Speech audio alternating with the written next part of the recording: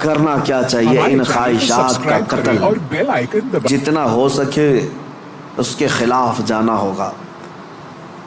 ظاہر سی بات ہے یہ رات کے وقت ذکر کی طبیعت کس کی چاہتی ہے؟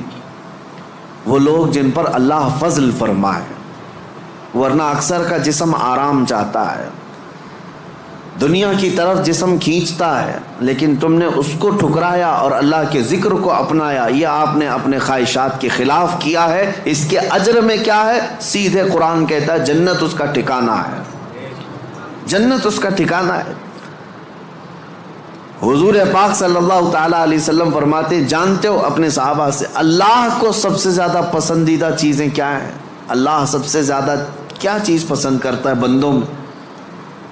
اس میں حدیث پاک میں ہے ننگوں کو کپڑا پہنانا، بھوکوں کو کھانا کھلانا، یہ اللہ کو بہت پسند ہے۔ لیکن ایک اور چیز ہے، رب تعالیٰ فرماتا ہے جب دنیا سو رہی ہو اور تم کھڑے ہو جاؤ اللہ کی بارگاہ میں، یہ اس کو اتنا پسند ہے رب تبارک و تعالیٰ کو، سارے عمل میں ساری اداؤں میں اسے پسند ہے۔ کیوں؟ خالص بندہ رب کے لیے کھڑا ہوا ہے، ساری خواہشات کو چھوڑ کر کے، خواہشات کو چھوڑ کر۔ اب آؤ جن لوگوں نے خواہشات کی پیروی کی ان کی ایک چھوٹی چند مثالیں میں آپ کے سامنے رکھتا ہوں۔ ایسی ہلاکت کہ سب کچھ ختم ہو جاتا ہے۔ میرے عزیزو، سلطان الاولیاء سیدنا غوث اعظم جیلانی بغدادی رضی اللہ تعالیٰ عنہ ارشاد فرماتے ہیں، جس شخص کو اپنی خواہشات پر قابو نہیں، اس کا نفس اسے کفر تک لے جا سکتا ہے، اس کا نفس اسے شرک تک لے جا سکتا ہے اور اسے کافر بنا کر دنیا سے لے جائے گا۔ ایسے حالات بھی ہم نے دیکھے، خواہشات نے انسان کو کافر بھی بنا دیا، کبھی مال کی خواہش، کبھی عورت کی خواہش، کبھی کسی اور چیز کی خواہش۔ اللہ اکبر، وہ صحابہ کیسے تھے جنہوں نے اپنی ساری خواہشات کو میرے مصطفیٰ کی مرضی پر قربان کر دیا تھا، ہر چیز کو قربان کیا تھا، ہر چیز کو قربان کیا۔ آؤ میں تمہیں وہ بات بتا دوں جو سیدنا ابراہیم علیہ الصلوۃ والتسلیم کے متعلق قرآن میں آیا ہے۔ وَإِذْ قَالَ إِبْرَاهِيمُ رَبِّ أَرِنِي كَيْفَ تُحْيِي الْمَوْتَى قَالَ أَوَلَمْ تُؤْمِنْ قَالَ بَلَىٰ وَلَٰكِنْ لِيَطْمَئِنَّ قَلْبِي قَالَ فَخُذْ أَرْبَعَةً مِّنَ الطَّيْرِ فَاصْرُهُنَّ إِلَيْكَ ثُمَّ اجْعَلْ عَلَىٰ كُلِّ جَبَلٍ مِّنْهُنَّ جُزْءًا ثُمَّ ادْعُهُنَّ يَأْتِينَكَ سَعْيًا۔ قرآن کہتا ہے ابراہیم علیہ السلام نے ایک بار اللہ کی بارگاہ میں ذکر کیا کہ مولا تو مرے ہوئے لوگوں کو دوبارہ کیسے زندہ کرتا ہے؟ اللہ نے پوچھا کیا ابراہیم تمہیں اس بات پر یقین نہیں ہے؟ عرض کیا مولا یقین ہے لیکن آنکھوں سے دیکھنا چاہتا ہوں، تو مردے زندہ کیسے کرتا ہے؟ رب تعالیٰ نے فرمایا 4 پرندے لے لو، ان کو ذبح کرو، ان کا گوشت پورا قیمہ بنا کر مکس کر لو، اور 4 پہاڑوں پر تھوڑا تھوڑا سب کا گوشت رکھ کر کے آؤ، اور پھر ان پرندوں کے نام لے کر پکارو، وہ اڑتے ہوئے آئیں گے۔ حضرت ابراہیم علیہ السلام نے 4 پرندے لیے، ایک کوا، ایک مرغا، ایک کبوتر اور ایک مور۔ ان 4 پرندوں کا ذکر ہے، کوا، کبوتر، مرغا، مور۔ یہ 4 پرندے ذبح کیے، سب کا گوشت مکس کیا اور 4 پہاڑوں پر رکھ کر آئے اپنی جگہ پر۔ ان کی سب کی منڈیاں ان کے پاس تھیں، سر ان کے پاس تھے۔ پکارا ان پرندوں کا نام لے کر، ہوا میں وہ قیمہ اڑتا گیا، اپنے اپنے جسم سے ملتا گیا اور آ کر اپنے اپنے سر سے جڑ کر پورا پرندہ بنا۔ قرآن پاک میں یہ ہے واقعہ۔ سبع سنابل شریف میں میر عبد الواحد بلگرامی رحمۃ اللہ علیہ اس واقعے کو لکھ کر کے اب ارشاد فرماتے ہیں، کیا کبھی تم نے یہ سوچا کہ ابراہیم علیہ السلام نے وہ 4 پرندے کیوں لیے؟ کون سے؟ کوا، کبوتر، مرغا، مور۔ یہی 4 پرندے کیوں لیے؟ انہی کو ذبح کیوں کیا؟ اور رب تعالیٰ کی قدرت کا مشاہدہ کرنا تھا، مری ہوئی چیز کو زندہ دیکھنا، آنکھوں سے مشاہدہ کرنا یہ معمولی چیز تو نہیں ہے، اللہ کی قدرت کو دیکھنا ہے اپنی آنکھوں سے۔ یہ دیکھنے کے لیے کیا کیا ابراہیم علیہ السلام نے؟ 4 چیزوں کو ذبح کیا، اور وہ 4 خاص پرندے ہیں۔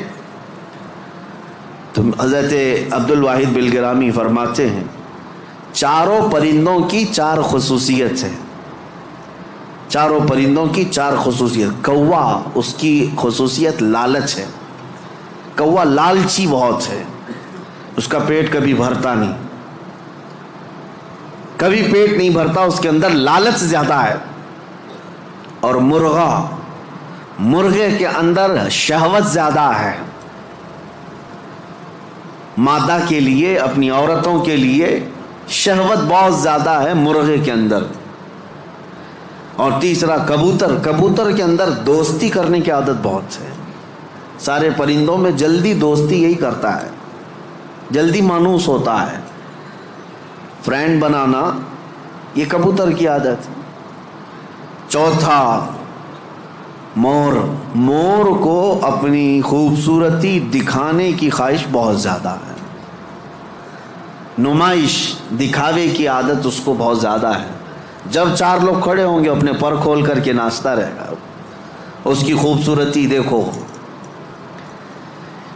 اب حضرت میر عبد الواحد فرماتے ہیں چاروں پرندوں کی خصوصیتیں پتہ ہے, کوے کی لالچ, مرغے کی شہوت, کبوتر کی دوستی اور مور کی نمائش. فرماتے ہیں حقیقت میں ابراہیم علیہ السلام نے جانوروں کو ذبح نہیں کیا, ان کے اندر موجود بری عادتوں کو ذبح کیا.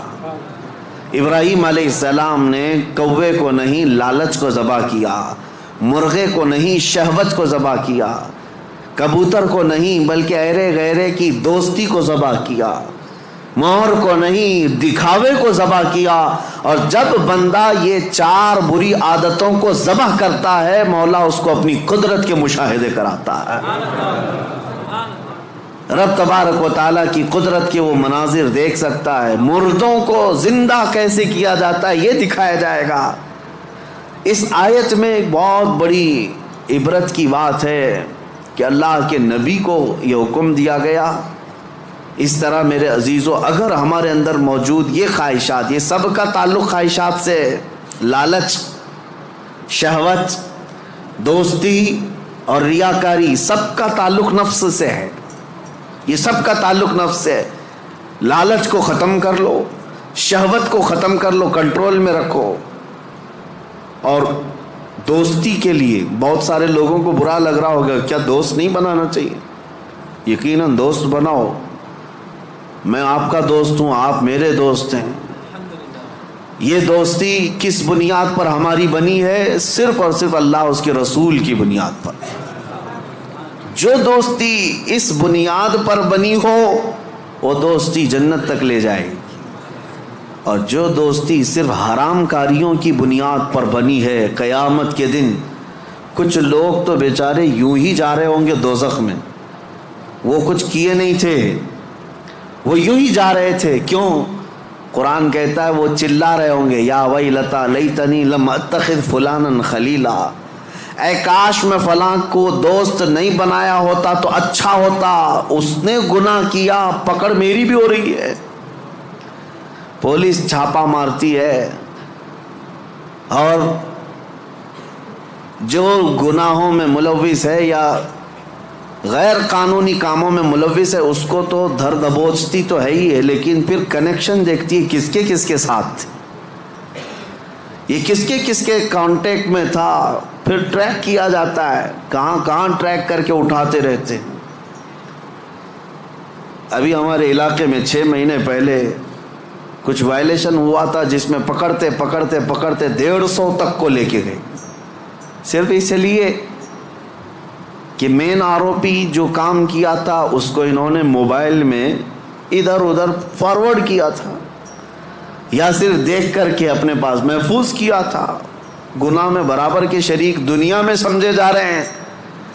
تو دوستی میرے عزیزو یہ خواہشات پر اگر ہے تو یہ جہنم میں لے جانے والی ہے. اور ریاکاری یہ بھی بہت خطرناک چیز ہے. جس نے ریا کیا, دکھاوے کے لیے کوئی بھی کام کیا, قیامت کے دن سب اس کے منہ پر مار دیا جائے گا. اب آؤ خلاصہ میں آپ کو بتاؤں, خواہشات کو اگر کنٹرول پر نہ رکھا گیا تو سنو 2 روایتیں میں آپ کو بتاتا ہوں. اگر انسان اپنے خواہشات کو کنٹرول میں نہ کیا تو وہ جانور سے زیادہ ذلیل ہوتا ہے. یہاں تک کہ بزرگوں نے لکھا ہے کہ وہ اپنی ماں سے زنا کر سکتا ہے اور بیٹی سے بھی زنا کر سکتا ہے اگر اس نے خواہشات کو اپنے قابو میں نہیں رکھا۔ وہ سب کچھ کر سکتا ہے اور ہوا ہے دنیا میں اور ہو بھی رہا ہے۔ یہ ہمارے لیے حیرت کی بات ہے، تعجب کی بات ہے، اس لیے کہ ڈر لگتا ہے، لیکن بے شمار ایسے معاملات موجود ہیں میاں، یہ تو ہم معاذ اللہ نعوذ باللہ پڑھ رہے ہیں اس بری خبر کو سن کر، تمہیں حیرت ہوگی۔ کچھ ایسے لوگ ہیں جو کورٹ میں آئے ہیں بھائی بہن شادی کرنے کے لیے، اجازت مانگنے کے لیے، سگے بھائی اور بہن۔ اور اتنا ہی نہیں بلکہ عرب ممالک میں خود ہو کر کے آیا، کئی گھروں کے اندر یہ بے حیائیاں موجود ہیں۔ بہنوں کو محفوظ رکھنے کے لیے بھائیوں سے دور کیا جا رہا ہے۔ کیوں؟ خواہشات پر کنٹرول نہیں، انہیں ڈر ہے اپنے سگے بھائی سے، اسی کے ماں سے پیدا ہوا بھائی، اس سے خاتون ڈرتی ہے۔ یہ ان علاقوں میں نے دیکھا ہے، ان علاقوں میں، اگر میری بات غلط ہو تو مجھے بتانا ہو۔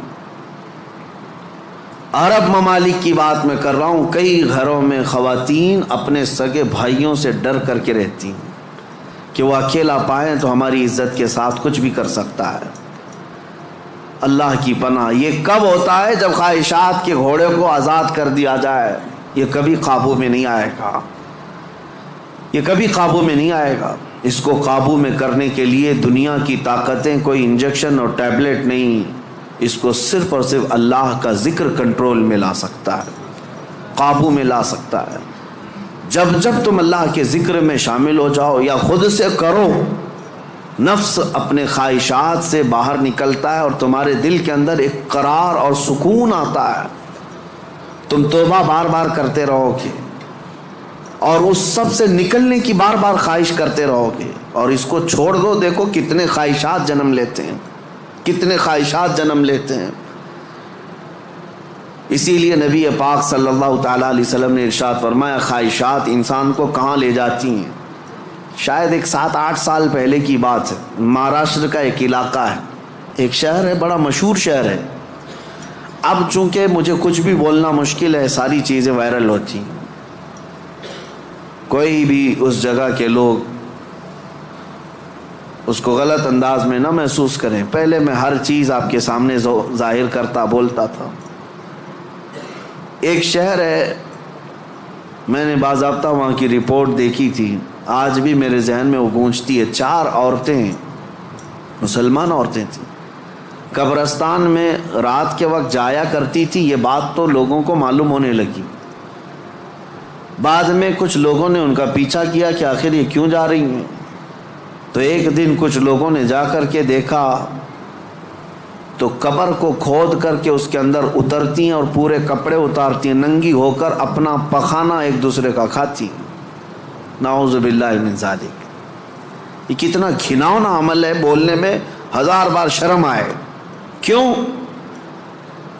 یہ پکڑا گیا اور پوچھا گیا آخر کوئی جانور بھی تو نہیں کرتا ایسا؟ تو پکڑ کر کے تفتیش کرنے کے بعد پتہ چلا کہ ان کی خواہش تھی کہ وہ سفلی عمل پر قبضہ حاصل کر لے، سفلی عمل پر، جادو پر کنٹرول حاصل کرنے کے لیے وہ چاہتی ہیں کہ یہ عمل کیا جائے۔ ان کو کسی بابا نے بتایا جتنا یہ گندا عمل کرو گے اتنا تم پاورفل جادوگر بن سکتے ہو۔ یہ خواہشات ہیں، یہ خواہشات ہیں۔ تم صرف اور صرف لوگوں میں اپنا تھوڑا سا رتبہ بڑھانے کے لیے سحر، سفلی اور جادو کے طریقے کو اپنانے کی کوشش کرتے رہے، اور وہ حاصل کرنے کے لیے کتنا گرے۔ اور ممبئی شہر کا ایک محلہ ہے، یہاں پر بھی یہ خبر میرے پاس جو آئی اس کے افراد آج بھی موجود ہیں۔ یہ خواہشات ہیں۔ ایک بابا کو سفلی عمل کے اندر مہارت حاصل کرنے کے لیے روزانہ بستر پر خنزیر کو ساتھ سلانا پڑتا ہے۔ یہ اس سے بڑا عذاب کیا ہے جو دنیا میں تو خود جھیل رہا ہے۔ لیکن میں اس کا دوسرا رخ یہ بتاتا ہوں کہ اگر خواہشات پر کنٹرول نہیں تو انسان جانور سے زیادہ ذلیل ہوتا ہے، بہت گرتا ہے۔ ایسے بھیانک کام اس سے صادر ہوتے ہیں جو ہمارے وہم و گمان میں بھی نہیں آتے، سوچ میں بھی نہیں آتے۔ یہ نفس کا گھوڑا بہت تیز دوڑتا ہے، بہت تیز دوڑتا ہے۔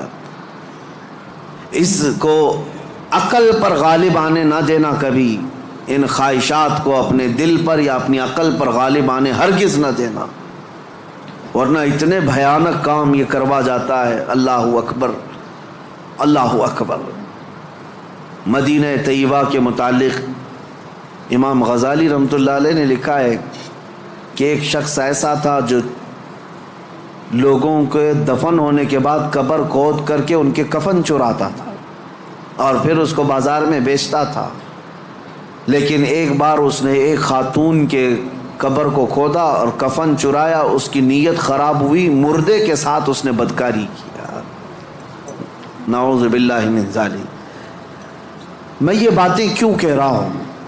یہ گناہ ضرور ہیں، بولنے میں مجھے بھی جھجک تو آ رہی ہے۔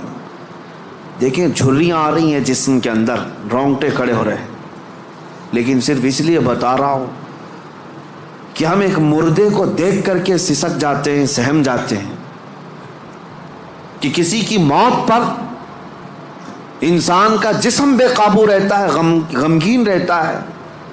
لیکن اگر ان حالات میں بھی موت کے بعد یا قبرستان میں جانے کے بعد بھی کوئی انسان ایسا کر سکتا ہو کہ قبر کو کھود کر کے اس کو ننگا کر دے مردے کو اور پھر اس کے ساتھ بدکاری کرے، یہ کون سی چیز وہاں تک لائی اس کو؟ یہ خواہشات، یہ وہ نفس امارہ، نفسانی خواہشات۔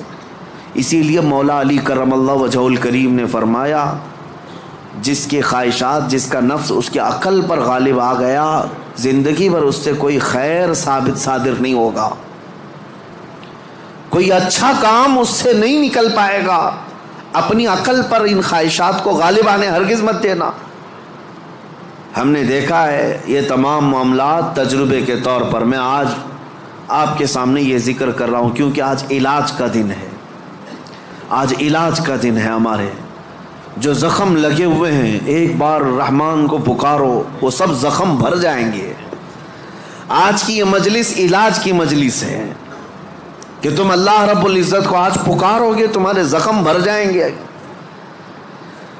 اور اسی لیے میں بارہا کہتا بھی ہوں، ذکر کی مجالس میں شرکت کرو، یہ اتنا تمہیں پاورفل بنا دیں گے، اتنا پاورفل کہ گناہوں سے خود بخود تمہیں نفرت پیدا ہو جائے، خواہشات پر کنٹرول تمہارا خود کا حاصل ہو جائے۔ ورنہ میں چیلنج کے ساتھ کہتا ہوں، جاؤ دنیا میں گھوم پھر کر کے آنا، بڑے سے بڑے ڈاکٹر کے پاس وزٹ کر کے آؤ، بڑے سے بڑے حکیم کے پاس جا کر کے آؤ، کسی بڑے سائیکسٹرسٹ کے پاس جا کر کے آؤ، نفس کے متعلق اس سے کوئی علاج لے کر کے آؤ کہ میرا کنٹرول نہیں ہے، آپ مجھے کوئی گولی دے دو، کوئی معجون دے دو، کوئی انجیکشن دے دو۔ ہو سکتا ہے تمہیں نیند کی گولی تو دے دے، ہو سکتا ہے تمہیں وہ مکمل ختم کرنے کی دوا تو دے دے، لیکن تمہارے کنٹرول، خواہشات کو کنٹرول کرنے کی کوئی دوا یہ نہیں دے سکتے۔ اس کا کنٹرولنگ پاور جس نے پیدا کیا وہی دے سکتا ہے۔ اسی لیے میں آپ کو بتاؤں، اب تم اپنے نفس کے کنٹرول کے لیے کس سے مدد مانگو گے؟ کس سے مدد مانگو گے؟ سنو توجہ سے، اعوذ باللہ من الشیطان الرجیم پڑھتے ہیں آپ، اعوذ باللہ من الشیطان الرجیم، جس کا مطلب کیا ہے؟ میں اللہ کی پناہ مانگتا ہوں شیطان مردود سے، کہ اللہ مجھے بچا لے، کس سے؟ شیطان مردود سے مجھے بچا لے۔ یا آپ کس سے پناہ مانگ رہے؟ کس کی بارگاہ میں پناہ مانگ رہے ہیں؟ اللہ کی بارگاہ میں، کہ مولا تو مجھے پناہ دے دے۔ اس کے متعلق حکیم احمد یار خان نعیمی رحمۃ اللہ علیہ فرماتے ہیں، اس کی مثال یوں سمجھو، جیسے کسی کے ہاں آپ ملنے کے لیے گئے، اس نے گھر کے باہر کتا پال رکھا ہو حفاظت کے لیے یا کسی کام کے لیے، دشمنوں کے لیے یا کسی بھی غرض کے لیے، کتا پال رکھا ہو اور آپ گئے گھر کے باہر کھڑے، کتا بھونکنا شروع کر دیا، دروازے میں جا ہی نہیں پا رہے، آپ اس کتے کو کنٹرول کیسے کرو گے؟ آپ اپنے دوست کے گھر اندر جا رہے ہیں لیکن کتا باہر ہے، کتا جیسی قریب جاتے ہو بھونکتا ہے۔ اب آپ دروازے کے اندر جانا چاہتے ہیں تو اس کتے پر کنٹرول کیسے پاؤ گے؟ رسی ڈالو گے، اسے پتھر مارو گے، جتنا مارو گے اتنا اچھل کود کرے گا۔ اس کا سیدھا سا طریقہ یہ ہے، جس کا کتا ہے اسے بلاؤ۔ حکیم احمد یار خان نعیمی رحمۃ اللہ علیہ فرماتے اسی کو پکارو، بھائی ذرا باہر تو آ جاؤ، اور وہ جب آئے گا مالک کو کتا اچھی طرح پہچانتا ہے، وہ اس کو کنٹرول میں کر دے گا، اس کو تھوڑا سا اپنی آواز میں ہٹا دے، سائڈ میں کتا ہٹ جائے گا، دروازہ کھلا ہے آ جاؤ۔ دوست اپنے دوست سے ملاقات کر لے گا، لیکن اس بیچ والے کتے کے کنٹرولنگ کے لیے کتے کے مالک کو ہی پکارنا ہوگا۔ اسی لیے حکیم احمد یار خان نعیمی رحمۃ اللہ علیہ فرماتے ہیں نفس ایک کتا ہے جو تمہیں تمہارے رب کے دروازے پر جانے سے پہلے بھونکتا ہے، دروازے میں کھڑا ہو جاتا ہے، نہیں جانا مسجد، نہیں جانا اس ذکر پر، نہیں جانا ان محافل میں۔ اس کتے پر کنٹرولنگ کیسے حاصل ہوگا؟ فرمایا گیا اسی لیے تم اس کتے کے مالک رب ذوالجلال کو ہی پکارو، پیدا تو اسی نے کیا ہے، رب تبارک و تعالیٰ نے پیدا کیا ہے، اور وہی تمہیں اس پر قبضہ بھی دے گا۔ اسی کے متعلق فرمایا گیا اللہ نے پہلے ہی قرآن پڑھنے سے پہلے حکم کیا دیا، یہ پڑھو اعوذ باللہ من الشیطان الرجیم، میں اللہ کی پناہ مانگتا ہوں شیطان مردود سے۔ آج ہم اسی لیے اس مسجد میں آئے بھی ہیں۔ میں نے نفس کے متعلق جو باتیں ذکر کی، یقیناً نفس نے بہتوں کو اندھا کر دیا، بہتوں کو برباد کیا، بہتوں کو گمراہ کیا، کئی کو کافر کیا۔ جو کفار و مشرکین ہیں نا، وہ صرف نفس کی سنتے ہیں، اگر حقیقت میں وہ تمام مشاہد اور مناظر میرے رب ذوالجلال کی قدرت کے نفس کو چھوڑ کر کے دیکھتے تو ایمان ضرور لاتے، ایمان ضرور لاتے۔ وہ نفس کی پیروی کر رہے ہیں اور نفس کی خواہشات لوگوں کو کافر بنائے رکھی ہے، وہ نہیں آ پاتے اس طرف۔ اب میں بات کو سمیٹتے ہوئے اس بارگاہ میں لے چلتا ہوں جس مصطفیٰ کریم نے نفس سے بچنے کے لیے اپنے صحابہ کی تربیت کیسے کی تھی۔ یقیناً وہ ماحول کو ہم دیکھتے ہیں، روح تڑپ جاتی ہے۔ سیدنا ابو بکر صدیق رضی اللہ تعالی، اللہ اکبر، وقت کے خلیفہ ہیں، حضور پاک صلی اللہ علیہ وسلم کے بعد خلافت کے تخت پر، لیکن اپنے نفس کے خلاف کرنے کے لیے، خواہشات کے خلاف جانے کے لیے، کھانے پر کنٹرول، سونے پر کنٹرول، ہر چیز پر کنٹرول۔ اتنی غربت کا ماحول تھا کہ سارے صحابہ نے بیٹھ کر کے مشورہ کیا کہ خلیفہ کا کوئی وظیفہ جاری کریں، تنخواہ، ورنہ وہ بھوکے رہ جائیں گے۔ تو بیت المال سے ان کا وظیفہ جاری کیا گیا۔ اتنا تھا وظیفہ کہ اس سے ان کا صرف مہینے بھر کا گھر چلتا تھا، باقی کچھ بھی نہیں آتا تھا۔ ایک دن ان کی بیوی نے کہا کہ خلافت کے کاموں سے تھک جاتے ہو، کبھی گھی روٹی بھی تو کھا لیا کرو، کبھی گھی کھا لو، کبھی روٹی کھا لو، شہد کھا لو۔ حضرت ابوبکر صدیق نے کیا کہا جانتے ہیں؟ اتنے پیسے کہاں ہیں کہ گھی اور شہد خرید سکوں؟ کون؟ خلیفۃ المسلمین۔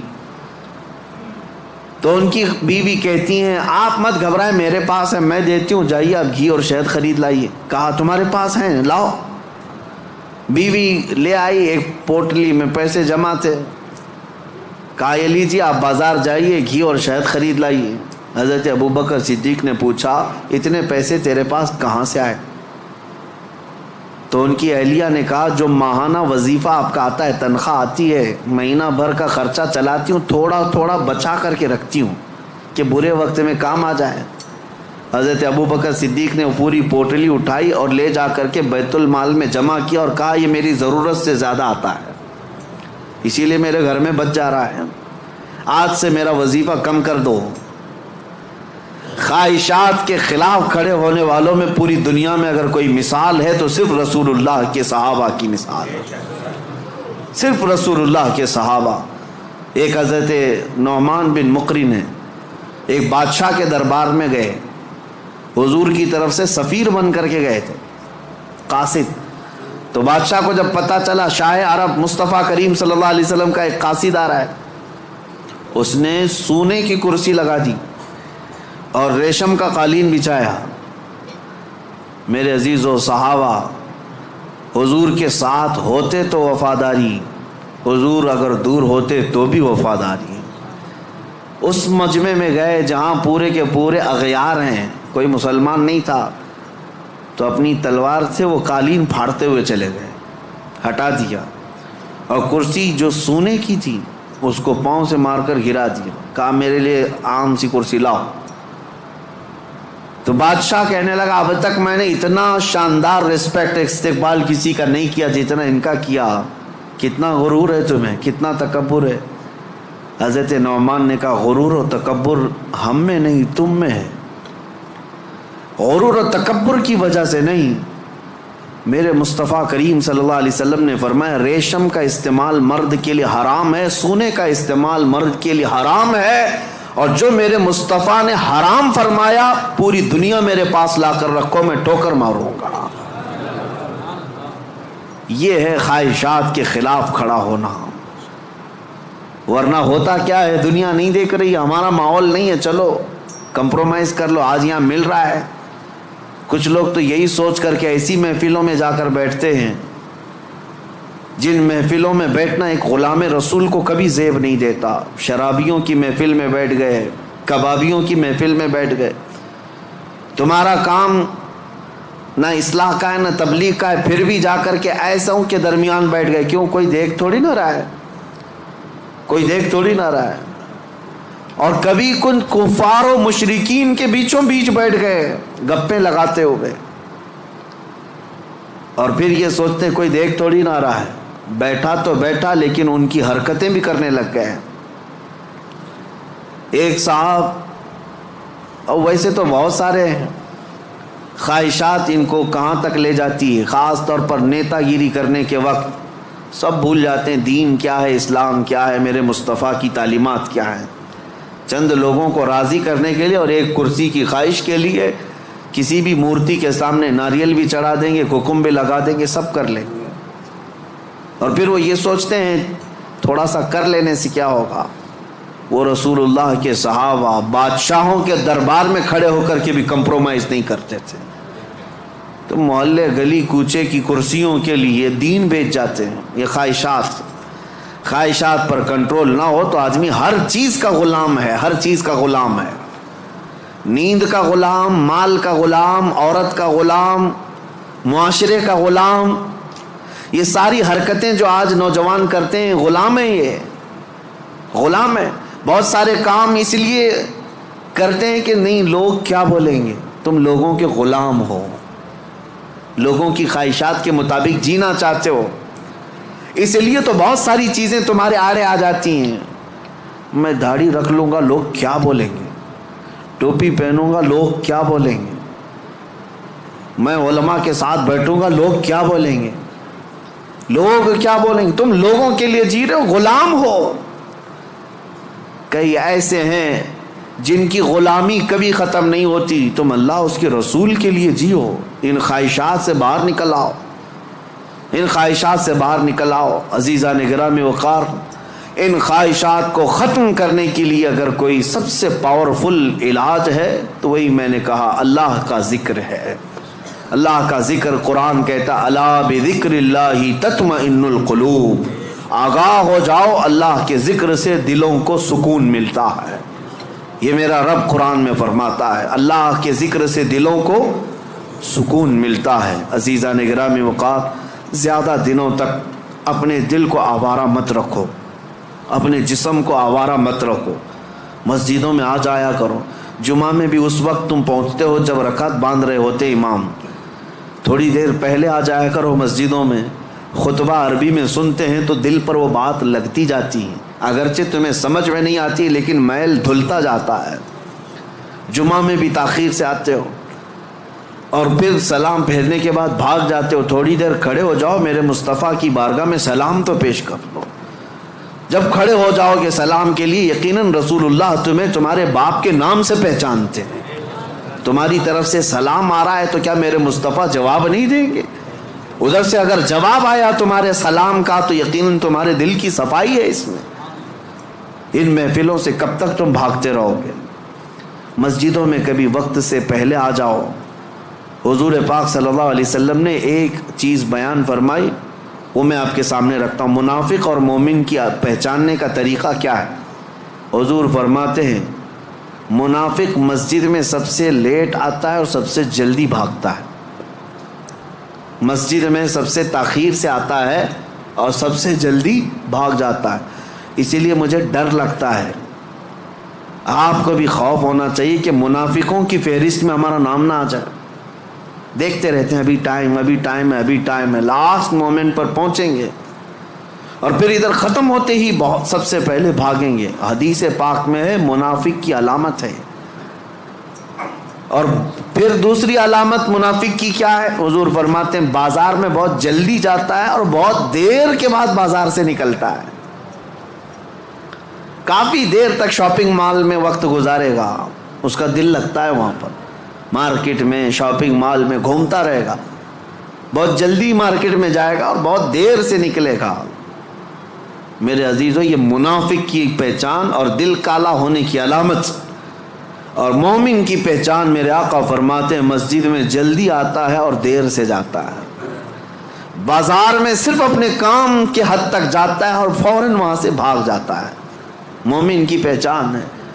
اس لیے میری یہ نصیحت ہے نوجوانوں کو کہ یہ ذکر کی مجلس قائم کرو، زیادہ دیر تک اپنے دل کو آزاد مت چھوڑو۔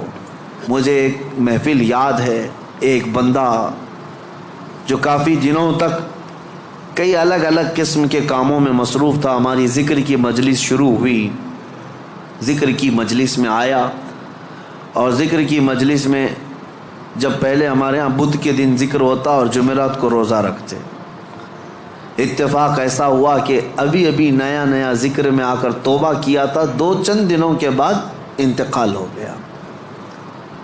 لیکن اس بات کی خوشی تھی کہ لوگ یہ کہتے کہ زندگی میں اتنی برائیاں، بہت ساری چیزیں ہم نے دیکھی تھی، سوچتے تھے کہ کبھی یہ نہیں سدھرے گا، بہت بے حیا ہو گیا ہے۔